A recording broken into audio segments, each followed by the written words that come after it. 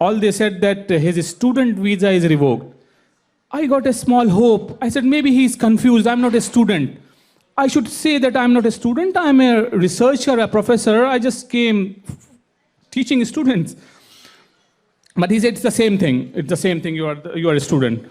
I said, okay. Then I quickly asked my wife to bring my passport and bring my document, DS 2019, to prove him that I'm not.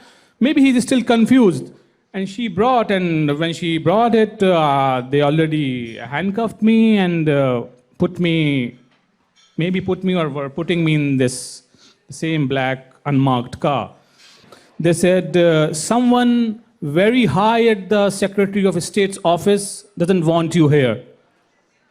I said, okay, well, I mean, why would Secretary of State and all this about me? Who am I? And they said, we will deport you.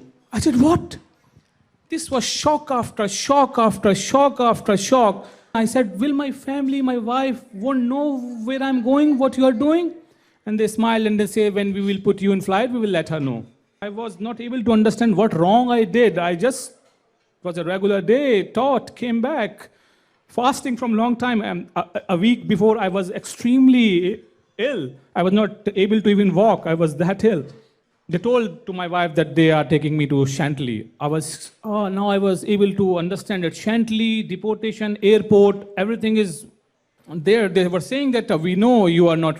I said, what is happening? Then he said that no, we are not. You are not going anywhere, and we know you are not a criminal. We know everything about you. It's just a crazy time. They kept on those lines that it's a crazy time, and you will get your justice and all this and that. They took me to this place in Farmville, and I'm claustrophobic. They put me in a very small car, and for the first time in my life, I was now shackled and chained. And then we reached Farmville, and then another shock. The moment we entered inside, there were like cells. There were people like in chains, and now, yeah, they just put me in a cell by myself, and yeah, sorry you guys are eating, but I mean, I had to use bathroom, and there was a camera over me. I had only seen these things in movies, and it was happening to me for the first time. You have to undress and use that bathroom under that camera. I had to do it, I did it. And then next thing was I had to sleep on floor, and without a blanket for sure. And I was telling them that it was like 3 a.m. now. I was telling them that I am fasting and I need a pre-sunset meal around 5:30 or something. But that meal never came, and I kept on asking, and they never give me anything. But they didn't hear anything. They didn't let me do anything. They didn't answer what I was asking them. It was as if I'm a dead man and only my soul was there, and I was seeing them, and they cannot see anything. Then they took me again to some other place.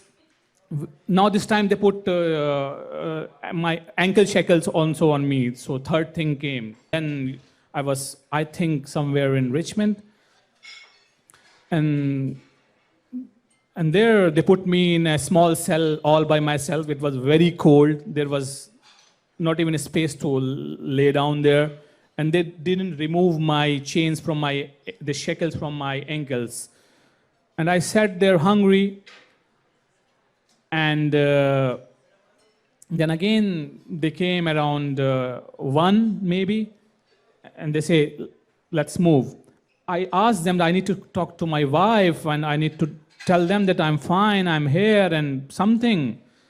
They didn't reply. And then I asked them again that where am I going? They would not reply again. They said, we are not supposed to tell you. Then just put us in a car, and then again, it was an hour-long drive. They stopped to some places, and then all of a sudden I saw myself in this car on a tarmac where a big plane was parked, and my car was there. So I realized, okay, they were all lying. It is against, they are deporting me, right? That's why they are not telling everything, letting my wife know anything. You thought they were sending you back to India? Yeah. It was a big plane, and everyone was in same condition like me. Chained, shackled, that's it. And the first thing I asked them was, I need to use a bathroom. So they said, later we'll let you know. And when they let me know, and they took me there, I was waiting for some time to unlock me. They say, you have to use it like this. Use it or do whatever you want to do, or better do it in your trousers. We will not open anything. And even the door won't close. And there was no tissue, no water. They were having sanitizer. That's it. That was the only favor they were doing. So we were totally dehumanized. They were treating as if we were animals or something. Then this plane moved. We didn't know where it was going. Then we landed in Louisiana around evening. We landed, and then I read that it was some Alexandria staging facility, Louisiana. We were housed in this big hall where we sat for hours with those chains and everything. People were saying, we need to go to bathroom, please, please. They said, no, wait. Someone said that I'll do it here. They said, no problem, then you will wash everything. But they will not let anyone go. So yeah, then we were there for 3 days. I was not able to talk to my wife all the time. There was a phone there where you can talk, but you need an ID there, which they will not give me. That ID I will get that ID ultimately when I reach after 5 days to Texas.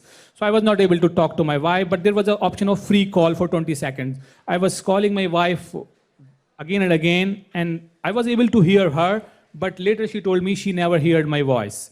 So it was extremely frustrating. I thought, what's happening with her? Why is she not talking to me? Who she is with? I thought maybe they have taken her and my kids as well. So then that uncertainty prevailed. I saw people coming from Guantanamo there, and they were regular migrants and coming from Guantanamo. I was going in deep shock and fear that, and they said that we are regular and they keep on changing and maybe you will also go there. So that was extremely frustrated. That was extremely terrifying. Somehow I passed the days. On 20th night, 2 guys came from some other detention center, and they were going to New York. And then a lady came and told me that you two and me are going to New York. Then we realized that those people told me that they are going to New York and from there to their home, which authorities have told them. So I again realized that, okay, it's the same deportation thing. They are sending me to India now, finally. Next morning, the lady came to me and said, no, you are going to Texas, and only those 2 guys will go to New York. I said, maybe they will do something to me from Texas. Then by noon, a bus came and took me to Texas. And then at 3 a.m., they put me in this pod where I will be for next 7 weeks, I think.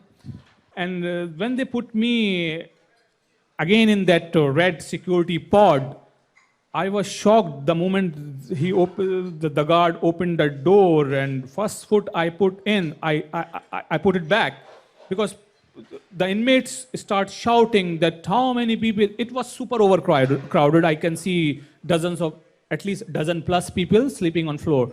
They said, how many people will you bring in? There is no space here, this and that, but they won't care. They just pushed me in. But at what point did you realize that you were arrested because of Donald Trump's crackdown on students and faculty because of their speech on Gaza, that you were like Mahmoud Khalil and these other students? When did you get clarity that you were caught up in the same story as Mahmoud Khalil and others for exercising your free speech rights? When did that picture become clear to you in this process? Frankly speaking, I can say never ever. People like me will do all my bit, will say whatever happened to me, will always stand with the marginalized, and if it helps American society, I'm extremely proud of that. I come from land of Mahatma Gandhi, and Mahatma Gandhi belongs to everyone. He was preaching only love and forgiveness to people. He was shot dead. Your own Martin Luther King was preaching civil liberties and everything, and he was shot dead. Ultimately, if even they will kill me, I'm ready for doing that as well. But I'll be on this good track.